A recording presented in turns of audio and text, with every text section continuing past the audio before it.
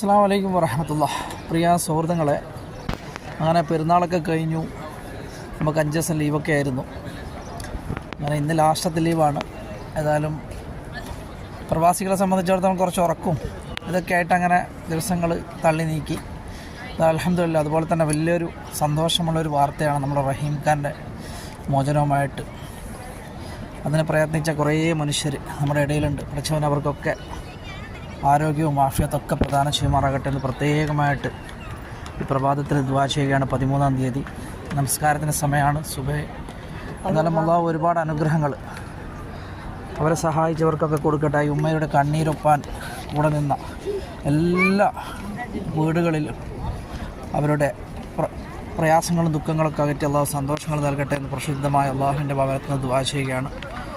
എല്ലാവർക്കും നല്ലൊരു പ്രഭാതം ഇന്ന് നിങ്ങളുടെ വീട്ടിൽ അള്ളാഹു എത്തിച്ചേരട്ടെ. ആമീൻ.